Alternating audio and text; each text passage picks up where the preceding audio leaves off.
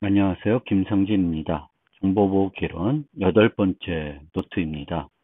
이 노트와 다음 노트를 통해 2장, 3장에서 살펴본 5종류의 암호 알고리즘이 내부적으로 어떻게 동작하는지 구체적으로 살펴보겠습니다. 또 그 동작을 살펴보면서 자바와 파이썬 암호 라이브러리도 사용하겠습니다. 이들 라이브러리 사용법은 별도 슬라이드 통해 제공하니 참고해 주시기 바랍니다. 8번째 노트에서는 5가지 알고리즘 중 대칭 암호화 알고리즘에 대해서만 살펴보겠습니다. 나머지 4개의 알고리즘은 9번째 노트에서 살펴보겠습니다. 이 노트에서 세부적으로 살펴보는 것은 블록 암호화에 사용되는 암호화 모드를 살펴볼 것이고, 알고리즘으로는 데스, 트리플 데스, AES, 살사 20, 네 종류를 살펴보겠습니다. 참고로 저도 이 알고리즘들이 내부적으로 왜 이렇게 설계되었는지 자세히 알지는 못합니다.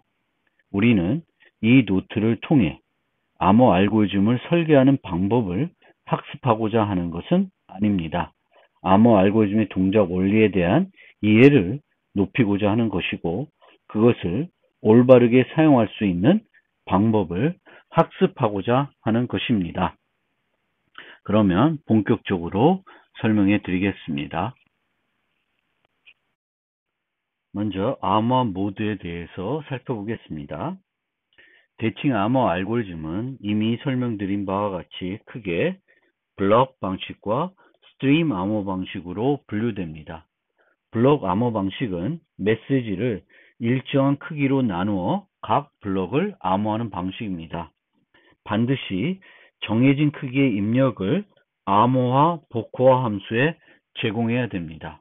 그리고 보통 결정적인 알고리즘입니다. 키와 메시지가 같으면 결과적으로 나온 C는 늘 동일합니다. 스트림 암호 방식은 한 번에 한 비트 또는 한 바이트를 암호하는 방식입니다. 주로 요즘은 한 바이트씩 암호하는 방식을 사용하며 그때 XOR을 이용하게 됐습니다. XOR 연산을 이용합니다. 이 암호화 모드는 주로 블록 암호 방식으로 암호할 때 필요한 것입니다. 블록 암호 방식에서 블록보다 큰 메시지를 암호하는 방법이 필요한데, 이 방법을 우리는 암호화 모드라고 합니다. 그리고 가장 기본적인 방법은 블록 단위로 메시지를 나누어서 각 블록을 독립적으로 암호하는 방식입니다. 이를 ECB 모드라고 합니다. 이에 대해서는 계속 강의 초반부터 설명해 드리고 있습니다. 그런데 이 ECB 모드는 같은 평문 블록은 항상 같은 암호음 블록으로 암호화되는 문제점이 있습니다. 이 장에서 소개한 바와 같이 평문이 이렇게 4개의 블록으로 구성이 되면 이 각각을 독립적으로 암호할 거예요. 그러면 이때 P1과 P3이 같으면 C1과 C3도 같게 됩니다. 따라서 평문의 패턴이 암호문 패턴에 그대로 나타나는 문제점이 있습니다. 그래서 우리가 실제적으로 사용하는 암호 모드는 이런 문제를 극복하도록 설계되어 있습니다. 우리가 실제적으로 사용하는 암호화 모드는 ECB 모드의 문제점을 극복하도록 설계되어 있습니다. 주로 피드백이라는 개념과 단순 연산을 이용해서 극복을 하고 있습니다. 즉, P1, P2, P3, P4가 있을 때 ECB 모드는 독립적으로 암호하게 되고, 독립적으로 암호화했을 때 P1과 P3가 같으면 C1과 C3가 같다는 문제점이 있습니다. 따라서 이 평문들을 암호할 때 평문만 이용하지 않고 뭔가 다른 값을 추가해서 암호화를 하게 됩니다. 그러면 P1 때 추가되는 이익값과 P3에 추가되는 이익값을 다르게 하면 C1과 C3가 달라지게 되겠습니다. 이렇게 추가하는 값을 우리는 피드백이라고 하는 것이고요. 이 피드백과 P1을 어떻게든 결합해서 암호화를 해야 되는데 그때 어떤 연산을 사용하게 됩니다. 그런데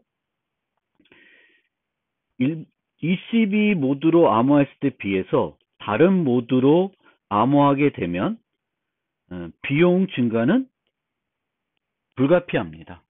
이런 피드백을 갖고 와서 연산을 해야 되기 때문에 비용 증가는 불가피한데 이 비용이 너무 커서 알고리즘 성능에 큰 영향을 주면 우리는 그 모드를 사용할 수 없습니다. 아니면 사용하기가 꺼려지는 거죠. 따라서 ECB를 극복하는 암호화 모드들은 이런 피드백과 연산을 사용하지만 그 성능이 기존 ECB 모드에 비교했을 때 별로 차이가 없어야지만 좋은 암호화 모드가 되는 것입니다. 그리고 이렇게 만든 암호화 모드를 분석할 때 네 가지를 분석하게 됩니다. 평문 오류, 암호문 조작 오류, 추가 보안 문제, 효율성, 이렇게 네 가지를 살펴보게 되는데 평문 오류는 뭐냐면은 암호하기 전에 평문에 오류가 있을 때 암호문에 미치는 파급 효과를 살펴보는 것입니다. 이걸 왜 살펴보냐 하면은 유사 평문의 암호화 결과를 살펴보기 위해서입니다. P를 암호화했을 때 C가 나오고 P'을 암호하면 C'이 나오는데 이 두 개의 차이가 어떻게 되는지를 보고자 하는 것이 평문 오류입니다. 당연하지만 우리가 P를 암호하면 C가 나오면 그 C를 복호하면 P가 나오게 되고요. P'을 암호해서 나온 결과가 C'이면 C'을 암호하면 당연히 그 결과는 P'입니다. 그래서 그거는 중요한 게 아니고 P를 암호했을 때 나온 C와 P'을 암호했을 때 나온 C'의 그 차이가 어느 정도 되는지를 보고자 하는 것이 이제 평문 오류이다. 그 다음에 살펴보는 것은 암호문 조작입니다. 즉 이렇게 P를 암호해서 C를 얻었는데 이 C를 C'으로 조작을 했어요. 공격자가. 그러면 그것을 복호했을 때 얻어지는 어떤 이익값은 P와 어떤 차이가 있는지를 살펴보고자 하는 것이 암호문 조작입니다. 이 암호문 조작은 평문 블록에 미치는 영향은 클수록 좋고요. 하지만 전체 평문에 미치는 영향은 적을수록 좋습니다. 예를 들어서 P1, P2, P3, P4가 있는데 얘를 암호해서 C1, C2, C3, C4를 얻었는데 공격자가 C2를 조작했어요. 그러면 그걸 통해서 복호화를 했을 때 P2는 영향을 많이 받아야 됩니다. 조작했기 때문에 그 조작된 사실을 알 수 있도록 P2는 많이 깨져야 돼요. 하지만 나머지 것들은 P3나 P4나 P1은 영향을 안 받는 것을 우리는 원하는 거예요. 요 블럭만 조작했을 때 나머지 블럭은 영향을 안 받는 것이 좋은 암호 모드가 되겠습니다.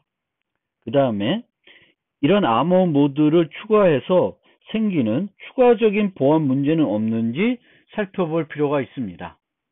그리고 이 암호 모드는 아까도 말씀드렸듯이 ECB 모드와 비교해서 비용이 급격하게 증가되면 안 된다고 그랬습니다. 그래서 실질적인 비용이 얼마나 추가로 드는지 살펴볼 필요가 있고 또 병행 수행이 가능한지도 살펴볼 필요가 있습니다. ECB 모드는 각 평문 블럭을 독립적으로 암호하기 때문에 만약 프로세서가 여러 개가 있으면 요 각각의 평문 블럭들을 각 프로세서한테 할당해서 병행으로 암호를 할 수 있습니다. 그런데 새로 만들어진 이 ECB 모드를 극복하는 암호화 모드는 병행 수행이 가능한지 살펴볼 필요가 있습니다. 어떤 모드는 병행 수행이 가능하지 않고 어떤 모드들은 병행 수행이 가능합니다. 구체적인 암호 모드를 살펴보기 전에 한 가지 더 알아보고 넘어갈 것이 있는데 바로 채우기입니다. 즉 아까도 말씀드렸듯이 블럭 암호는 정해진 크기의 입력이 들어와야 됩니다. 따라서 우리가 암호하고자 하는 데이터가 블럭 크기보다 작으면 그 작은 데이터만 전달해서는 암호할 수 없습니다. 그것을 채우기를 통해 가지고 이 정해진 크기의 입력으로 만들어 줘야지만 우리는 암호할 수가 있습니다. 그리고 메시지가 블럭 크기보다 크다고 하더라도 ECB 모드에서도 이렇게 쪼개다 보면 마지막 블럭은 전체 블럭 크기보다 작을 수 있습니다. 따라서 채우기는 거의 항상 필요한 요소가 됩니다. 그러면 이런 채우기는 어떻게 하냐면은 완전하지 않은 마지막 블럭 끝에 규칙적인 일련의 비트를 추가해서 완전한 블럭을 만드는 것인데 요구사항은 뭐냐면 복호한 사용자는 채워진 부분을 정확하게 제거할 수 있어야 됩니다. 그런데 이 요구사항을 충족하는 방법은 크게 두 가지 방법이 있습니다. 첫 번째 방법은 암호문과 별도로 원평문의 크기를 전달하는 거예요. 그러니까 암호문을 한 블럭을 전달하면서 이게 128비트 있는데 나는 실제 암호한 거는 32비트입니다 라고 수신자한테 알려주는 거예요. 그럼 수신자는 이 블럭을 복호화해서 앞에 32비트만 값으로 취하게 됩니다. 이렇게 하는 것이 방법 1이고 방법 2는 128비트 32비트를 암호하더라도 128비트를 전달하면서 몇 비트를 실제 암호한 건지는 알려주지 않아도 돼요. 이 복호한 사용자들은 이 복호한 다음에 128비트를 복호한 128비트를 얻겠죠. 그러면 이 뒷부분을 관찰해서 이 뒷부분에 어떤 부분이 얼마만큼 채우기가 됐는지를 알 수 있게 해주는 거예요. 그럼 그걸 통해서 채워진 부분을 제거하고 나머지 부분이 그 송신자가 암호한 데이터로 인식하게 되는 것입니다. 채우기에는 바이트 채우기가 있고 비트 채우기가 있는데 비트 채우기는 보통 어떻게 하냐면 0으로 쭉 채우다가 마지막 하나를 1로 바꿉니다. 그러면 어떻게 되냐면은 기존 데이터가 이만큼 있어요. 그리고 이만큼이 남아 있으면 다 0으로 쭉 채우다가 원래 데이터 바로 전에 하나를 1비트로 만듭니다. 그러면 복호한 다음에 그 복호한 사람은 어떻게 해야 되냐면 뒤에서부터 쭉 가면서 0들을 다 제거해요. 1을 처음 만나면 얘까지 제거하고 나머지를 원래 데이터로 인식하게 됩니다. 이게 전형적인 비트 채우기 방법이 되겠습니다. 바이트 채우기를 보통 어떻게 하는지 설명드리면은 예를 들어 그 블럭 크기가 8바이트예요. 64비트 8바이트면 8바이트인데 내가 3바이트만 암호하고 싶습니다. 그러면 맨 마지막 바이트에 5라고 기록을 합니다. 이 5라는 값은 몇 바이트를 채웠는지를 알려주게 되는 거예요. 그리고 나머지 요 부분은 어떤 값으로 채워도 상관이 없습니다. 보통은 규칙적인, 약속된 규칙적인 비트로 채워지게 됩니다. 그러면 그 복호한 사용자는 항상 맨 마지막 바이트를 보고 이 맨 마지막 바이트가 5라고 하는 값이 되면 5바이트를 채우기로 인식해서 제거하고 앞에 3바이트만 사용하게 됩니다. 그런데 이렇게 바이트 채우기를 하면 비트 채우기도 마찬가지인데 문제는 뭐냐면은 채우기가 필요 없이 완전한 블럭이었어요. 그러면 이 블럭을 암호화해서 전달해 줄 텐데 우연히 이 맨 마지막 값이 뭐 3, 2, 뭐 이런 1에서 7까지의 값이면 그 수신자는 채우기가 없는 거임에도 불구하고 이것이 채워진 데이터로 알고 이 데이터들을 제거하고 사용할 수가 있게 됩니다. 그래서 이 문제를 해결하기 위해서 어떤 방법을 쓰냐면은 항상 채우기를 하는 겁니다.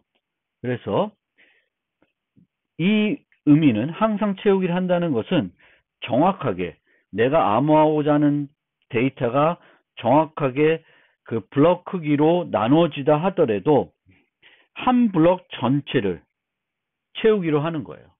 그러면 항상 마지막 블럭은 채우기 된 바이트 수로 인식해서 제거하면 채워지지 않은 데이터인데 그것을 제거하는 경우는 없어지게 됩니다. 물론 이렇게 하게 되면은 문제는 평문의 길이보다 암호문의 길이가 커지게 되고 최대 한 블럭이 증가합니다. 그래서 이런 단점은 있습니다. 이 단점이 싫으면은 이런 방법을 써야 되는데 보통은 그래도 두 번째 방법을 많이 사용합니다. 그 이유는 첫 번째 방법을 쓸 경우에는 그걸 전달해 줘야 되는데 프로토콜에서 미리 약속하고 있으면 문제가 없겠지만 그 데이터의 무결성도 또 만족시켜 줘야 되겠죠. 따라서 그런 방법보다는 방법 2를 더 실제적으로는 많이 사용합니다. 그리고 표준에서는 아까 말씀드렸듯이 이 나머지 부분은 규칙적인 데이터로 채운다 그랬는데 표준에서는 어떻게 채우냐면은 맨 마지막 블럭에 채운 값으로 나머지 블럭들도 채우게 됩니다. 5바이트를 채우겠으면 5바이트가 다 5로 5 값을 가지게 되는 방법이 되겠습니다. 그리고 이렇게 채우기 때문에 이 데이터들은 여분 정보 역할도 할 수 있습니다.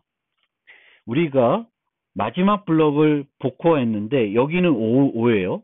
근데 여기는 3, 7, 6 뭐 이상한 값이 왔어요. 그러면 이거는 정상적인 데이터가 아니라는 걸 알 수 있습니다. 그래서 무결성이 깨진 거죠. 그런데 여기가 5고 다 5면 이 앞에 있는 세 바이트도 무결성이 보장이 된 거죠. 바뀌지 않았다고 확신을 할 수 있습니다. 방금 설명드린 표준 채우기 방법의 단점은 평문 크기보다 암호문 크기가 증가한다는 문제점이 있습니다.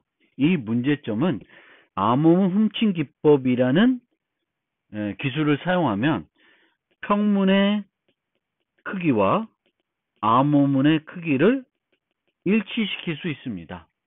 그러면 어떻게 이 암호문 훔친 기법에서는 평문의 크기와 채우기를 함에도 불구하고 암호문의 크기를 일치시킬 수 있는지 그 원리를 또 방법을 설명드리면 이전 방법에서는 불필요한 데이터를 이용해서 채우기를 했습니다. 이 데이터는 아무런 채우기 몇 바이트를 채웠는지를 알게 해주는 용도로는 사용되지만 실제 수신자한테는 원래 필요한 데이터들은 이 채워지지 않은 이 데이터들이죠. 원래 데이터들이죠.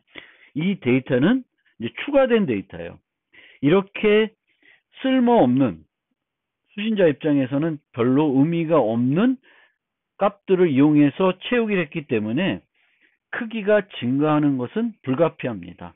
그래서 암호문 훔침 기법에서는 채우기를 하더라도 그 채운 값들이 수신자한테 필요한 값이 되도록 하는 거예요. 그래서 어떻게 하냐면 우리가 평문이 얼마만큼 채우기가 필요한지를 사전에 알 수 있습니다. 그러면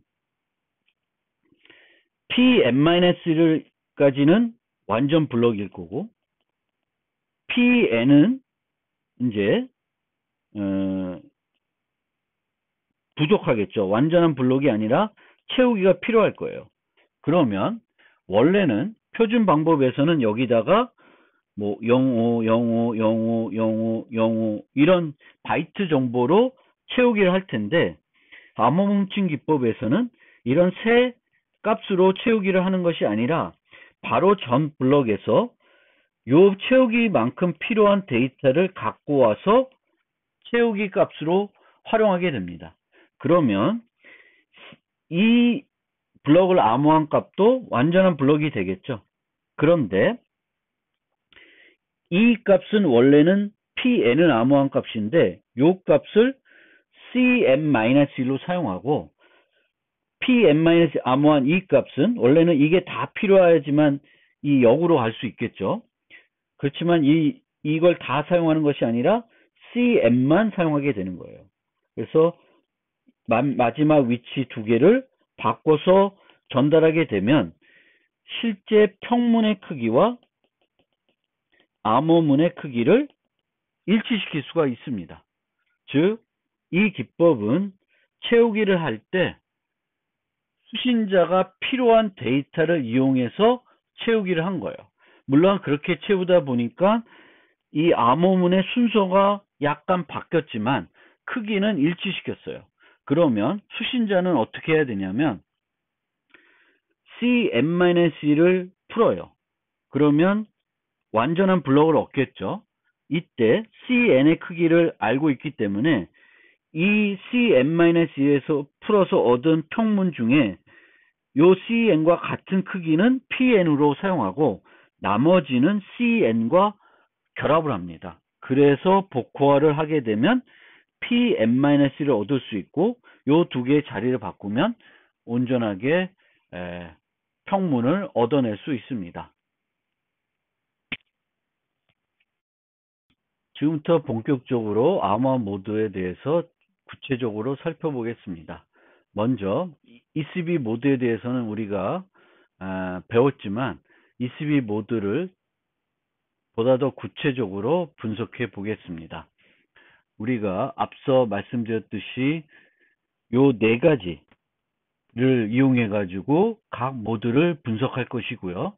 그렇기 위해서 ECB 모드부터 분석을 해서 다른 모드가 ECB와 어떤 차이점이 있는지 알아보겠습니다. ECB 모드는 이미 알고 있듯이 평문 블럭을 독립적으로 암호하는 그런 모드가 되겠습니다. 그래서 ECB 모드에서 평문에 오류가 있는 경우에 이처럼 4개의 평문 블럭을 암호했는데 요 C1부터 C4를 얻었어요. 그런데 똑같은 평문 블럭인데 P2만 바뀌었다고 가정을 하고 암호화를 해보면 나머지는 그대로입니다. C2만 달라져요. 즉 ECB 모드는 유사한 평문을 암호하면 그것의 암호문도 유사해진다는 문제점이 있습니다.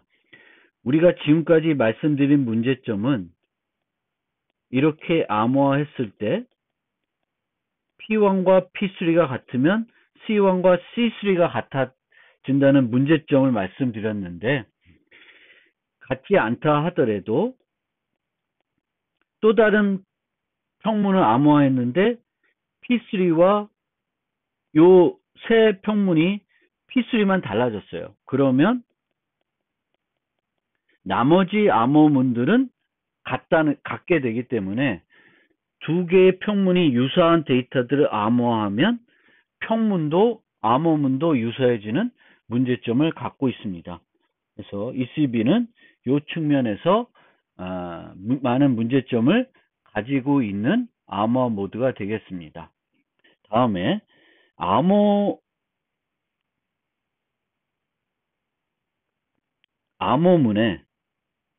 암호문을 공격자가 조작을 했을 때 어떤 파급 효과가 있는지 살펴보겠습니다. 이렇게 한 블럭을 공격자가 조작하게 되면 다른 블럭들은 독립적으로 암호화된 것이기 때문에 정상적으로 복호화됩니다. 즉 조작된 블럭들만 영향을 받고 나머지는 영향을 받지 않습니다. 이런 측면에서는 좋은 겁니다. 나쁜 특성이 아니라 이 특성은 좋은 특성입니다. 하지만 독립적으로 암호화가 됐기 때문에 우리가 의도적인 변화를 줄 수도 있습니다. 예를 들어서 요 두 개를 조작하지 않고 위치를 바꾸게 되면 평문도 위치가 바꿔서서 복호화가 되는 문제점이 있습니다. 예를 들어서 5, 10인데 바꾸면은 15로 복호화되는 것이고 그것이 바뀌었을 때 전달되는 의미는 응용에 따라서는 심각해질 수도 있는 것입니다. 그래서 이런 문제점이 있다. 독립적으로 암호화했기 때문에 의도된 변화를 줄 수 있다. 그래서 이것도 NM 특성을 만족 못하는 것으로 볼 수가 있습니다. 효율성 측면에서는 암호화, 복호화를 모두 병렬로 처리할 수 있습니다.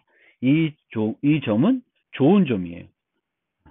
좋은 점입니다. 그래서 ECB는 효율성이 좋고 그리고 오류 확산은 안 되지만 유사한 평문은 유사한 암호문이 되고 평문 패턴이 암호문 패턴에 나타나게 되겠고 블럭들의 위치를 바꿔서 의도적인 변화를 줄 수 있는 문제점이 있습니다. 그 밖에 추가적인 보안 문제는 없습니다. 그러면 이런 ECB의 특성을 바탕으로 ECB의 문제점을 극복하기 위한 다른 모드들은 어떤 특성을 갖고 있는지 살펴보겠습니다. 지금부터 본격적으로 ECB 모드의 문제점을 극복하는 암호 모드를 살펴보겠습니다. 먼저 CBC 모드라는 것을 살펴보겠습니다. CBC는 평문 블럭을 암호화할 때 이전 암호 블럭을 활용하는 방식이 되겠습니다. 그래서 PI를 암호화할 때 이전 암호 블럭을 XOR 한 다음에 암호화해서 현재 암호 블럭을 만들어냅니다. 그렇게 되면 복호할 때는 CI를 복호한 다음에 이전 암호 블럭 값을 XOR 해주면 됩니다. 요 CI를 복호하면 요 안에 있는 값을 얻겠죠. 그럼 그것이 PI, CI-1일 거고 얘를 없애줘야 PI를 얻을 수 있으니까 똑같은 CI-1을 XOR 해주면 됩니다. 따라서 이 값과 이 값이 같다 하더라도 얘와 XOR 돼서 암호화되는 요 값과 요 값은 다를 테니까 CI-1과 CI 플러스 1이 달라진다는 개념이 되겠습니다. 그리고 그 추가되는 연산을 생각을 해보면 각 암호할 때마다 또 복호할 때마다 블럭 크기만큼의 XOR 연산이 필요합니다. XOR 연산은 비트 연산이고 매우 빠른 컴퓨터 내부적으로 갖춰져 있는 연산이기 때문에 매우 그 ECB 모드와 비교했을 때 성능 차이는 거의 없다고 보셔도 됩니다. 그런데 요 PI를 암호하려면 CI-1이 필요합니다. 따라서 이 암호화는 순차적으로 진행될 수밖에 없습니다. 즉, 병렬 수행이 가능하지 않습니다. 물론 복호화는 다 전체 암호문을 모두 수신한 상태에서는 병렬 수행이 가능한데, 암호화는 한 블럭씩 암호화해야 되기 때문에 순차적으로밖에는 암호할 수 없습니다. 프로세서가 여러 개 있다 하더라도 활용할 수 없다는 문제점이 있습니다. 그리고 이렇게 바로 전 암호 블록을 이용하기 때문에 P0 입장에서 생각하면 P1, 첫 번째 평문 블록 입장에 생각해보면 이 P1을 암호할 때 활용할 C0라는 것이 존재할 수 없습니다. 따라서 CBC 모드에서는 랜덤한 그 암호문 블록 크기의 값이 필요합니다. C0 값이 필요하고 그 값을 우리는 초기 벡터라고 합니다. 그래서 초기 벡터 C0를 랜덤하게 생성한 다음에 P1은 이 IV를 이용해 가지고 암호화해서 C1을 얻게 됩니다. 그러면 복호하는 사용자는 C1을 복호하기 위해서는 C0가 필요하기 때문에 암호문을 전달할 때 C0부터 쭉 전달해야 됩니다. 이렇게 전달을 하게 되면 암호문 블록이 평문 블록과 비교해서 최대 2블록이 커질 수 있습니다. 무조건 초기 벡터 때문에 한 블록이 커지고요. 그리고 표준 채우기를 하면 최대 한 블록이 더 증가할 수 있기 때문에 최대 2블록이 증가하는 문제점이 있습니다. 그런데 이 초기 벡터는 그 암호문의 크기를 증가시킨다는 문제점이 있긴 하지만 장점도 있습니다. 랜덤 블록을 사용하기 때문에 같은 암호문을 우리가 다시 암호할 때 다른 초기 벡터를 사용하게 되면 결과가 다 달라진다는 거예요. 그래서 EKM을 우리가 K로 암호하면 블록 암호는 그 블록들은 결정적으로 암호화가 되지만 IV를 이용하기 때문에 전체적으로 보면 확률적 암호 알고리즘이 되는 꼴이 됩니다. 그래서 이런 이점을 얻을 수도 있습니다. 그리고 이 CBC 모드도 어쨌든 블록 단위로 나누어 가지고 블록 단위로 암호하는데 이것만 이용하는 것이 아니라 이전 암호문 블록 값을 같이 활용해서 암호하기 때문에 마지막 블록이 그 완전 평문 블록이 아니면은 채우기가 필요합니다.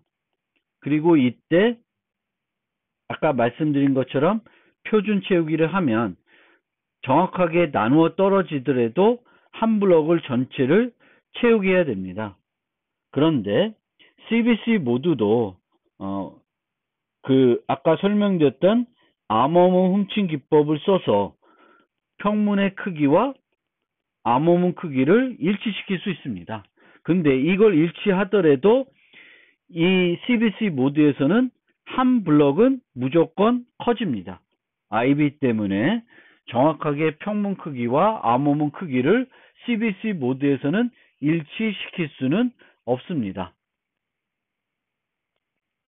그러면 CBC 모드의 특성을 앞서 살펴봤던 4가지 기준을 가지고 한번 분석해 봅시다. 먼저 평문이 달라진 경우에는 어떤 변화가 있는지 살펴보겠습니다. 원래 5개 그 블록으로 구성된 평문을 암호화해서 이런 암호문을 얻었다고 가정해 봅시다. 그런데 여기서 P2만 바뀌고 나머지는 동일하다고 가정을 해봅시다. 그리고 똑같은 C0를 이용했다고 생각해 봅시다. 그러면은 C1은 같아질 수는 있지만 나머지 블럭들은, 나머지 암호문 블럭들은 모두 바뀌게 됩니다. 그 ECB 모드에서는 평문이 유사하면 암호문도 유사했는데 ECB 모드는 평문이 유사하더라도 암호문은 크게 달라집니다. 왜냐하면은 이 암호 블록들은 계속 바로 전 것에 영향을 받기 때문에 그렇습니다. 그래서 당연히 P2'이 바뀌면 C2'이 바뀔 거고 C2'이 바뀌면 C3, C4, C5도 계속 영향을 받기 때문에 바뀌게 됩니다. 이 때문에 이 마지막 암호문 블록 값은 이 전체 평문을 대표할 수 있는 값이 됩니다. 따라서 이 값을 우리는 맥 값으로도 활용할 수 있습니다. 그래서 나중에 설명드리겠지만 CBC 맥이라고 하는 것은 메시지를 CBC 모드로 암호한 다음에 마지막 블럭을 맥 값으로 활용하는 것을 CBC 맥이라고 합니다. ECB 모드에서는 이 마지막 블럭은 P4에만 영향을 받기 때문에 맥 값으로 활용할 수 없어요. 나머지 평문이 다 다른데 P4만 같으면은 C4가 같아지기 때문에 이 C4는 맥으로는 활용할 수 없지만 CBC 모드에서는 중간에 조금만 바뀌더라도 마지막 블록 값에 영향을 주기 때문에 이 마지막 블록 값은 암호 블록 값은 모든 평문에 의해 영향을 받기 때문에 이 마지막 값은 맥으로 활용할 수 있습니다.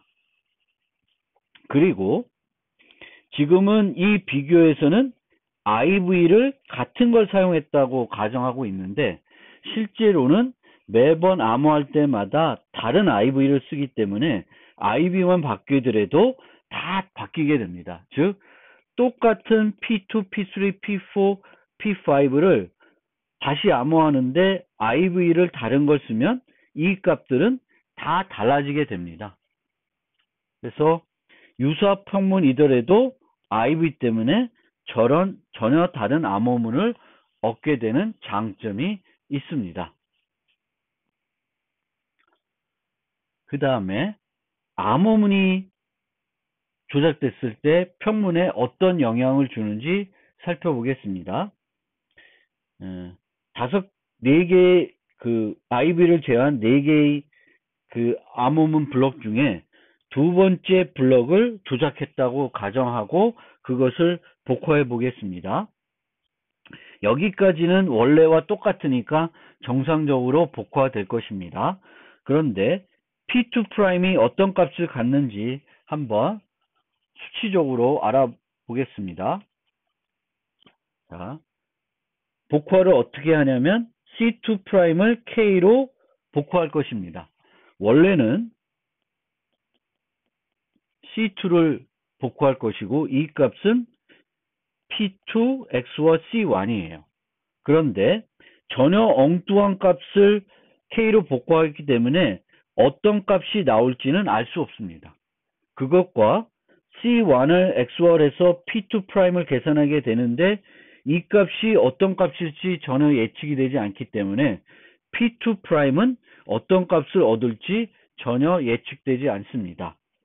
그럼 그 다음에 C3를 복화해 보겠습니다.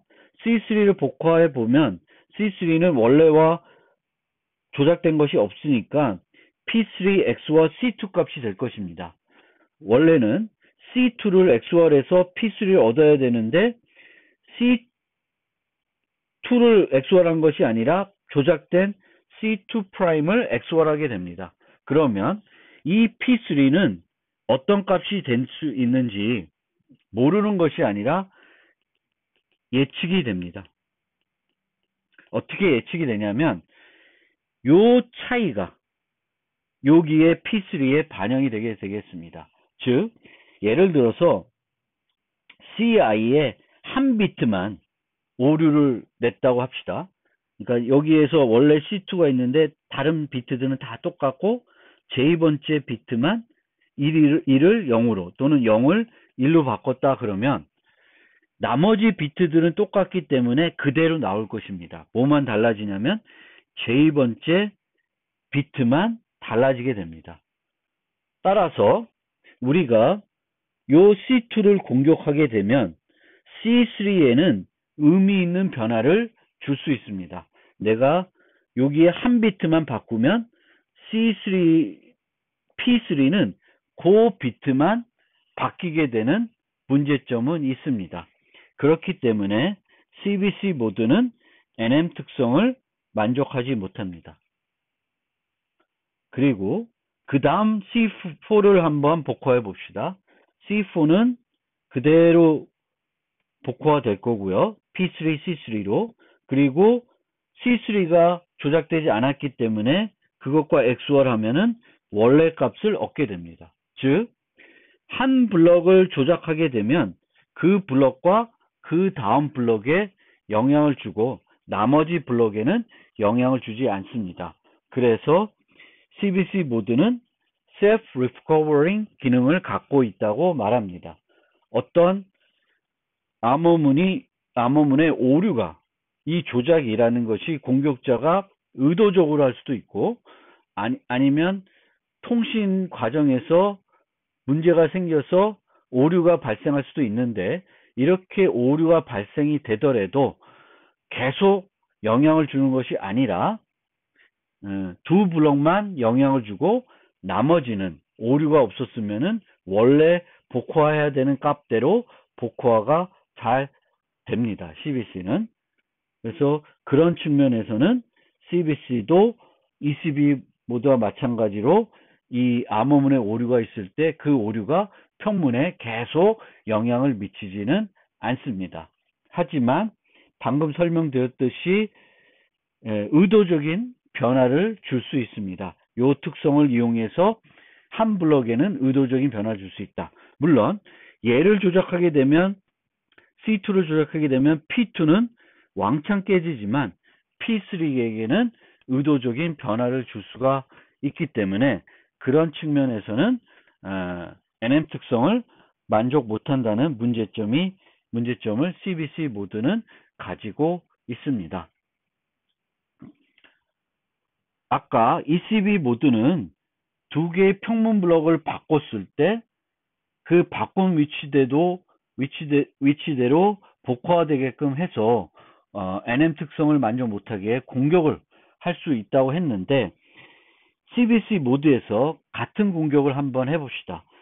이렇게 요 두 개를 바꿔치게 되면 한 블럭이 바뀌면 두 블럭에 영향을 주는데 얘를 영향을 주면 이렇게 두 개에 영향을 줘요. 그래서 이 두 개는 이렇게 바꿔치게 되면 세 개 블럭에 영향을 주게 됩니다. 그리고 그것이 어떤 ECB 모드처럼 50이 평문인데 얘를 바꾸게 되면 15로 복화되지는 않습니다. 그런 측면에서는 ECB 모드와 달리 두 개의 블럭을 교체하게 되면 그것을 이용해서 평문에 의도적인 변화를 줄 수는 없습니다.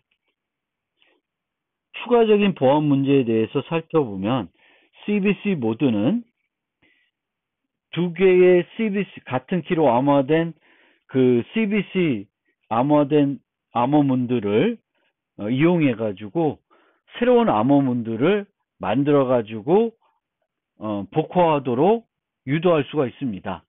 이렇게 두 개의 메시지가 있을 때 또는 이 경우에 그 원래 암호문에 원래 암호문들을 붙이거나 다른 암호문들을 붙였을 경우에는 요 붙여진 그 위치만 깨지고 나머지 위치는 정상적으로 복호화되는 특성을 갖고 있습니다.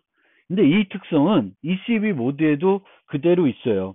ECB 모드에서도 C1, C2, C3, C4가 있는데 여기다가 다시 C1, C2를 붙여서 주게 되면 그대로 독립적인 거기 때문에 복호화가 이루어집니다. 이것은 CBC 모드도 마찬가지예요. 단 CBC 모드는 요 붙여진 요 지점, 요 데이터는 제대로 복호화되지 않는 특징을 갖고 있습니다. 그런 측면에서는 ECB 모드보다는 좋은 특성을 갖고 있습니다. 그렇게 뒤에 그냥 붙이는 것 말고도 이렇게 조합해서 새로운 암호문을 만들 수 있는데 이 경우에도 그 붙여지는 그 지점만 깨지고 나머지 부분은 정상적으로 복호화된다는 문제가 있습니다. ECB 모드도 C1, C2, C3, C4가 있고 C1, C2, C3, C4 프라임이 있는데 요 두 개를 얘 두 개를 바꾸면 P1, P2, P3 프라임, P4 프라임이 그대로 나오겠죠. 이것보다는 CBC 모드가 더 좋은 특성을 갖고 있습니다. 그리고 아까 말씀드렸듯이 CI의 한 비트를 변경하면 PI 플러스 1의 특정 비트를 의도적으로 변경할 수 있는 문제점이 있습니다. 이 때문에 NM 특성을 만족 못한다고 얘기하고 있고요. 그리고 한 가지 좀 특이한 특성인데 CI와 CJ가 같으면 이것이 성립하게 되는 문제점도 있습니다. 그런데 CI와 CJ가 우연히 일치할 확률은 매우 낮기 때문에 이 문제는 특별히 고려하지 않아도 됩니다. 자,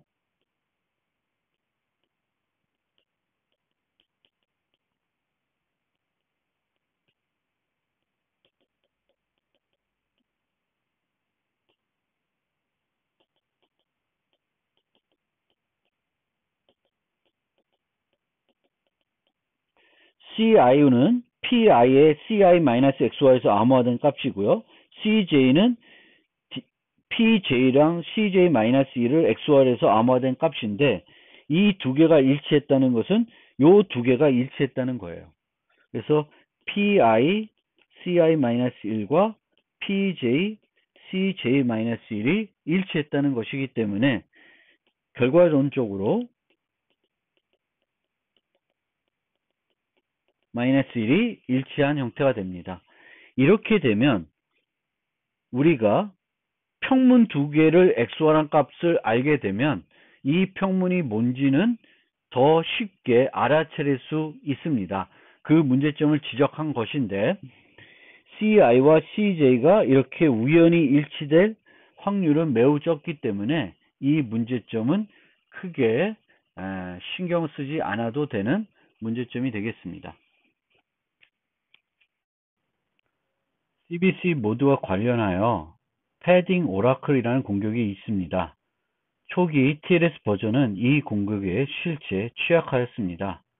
초기 TLS 버전은 메시지를 암호화하여 교환할 때 수신 측은 복호한 결과에 문제가 있으면 그 사실을 송신 측에게 알려주었습니다. 보통 일반 통신 프로토콜에서는 메시지 수신한 후에 그것이 기대한 것과 다르면 문제가 있다는 것을 송신 측에게 알려줍니다.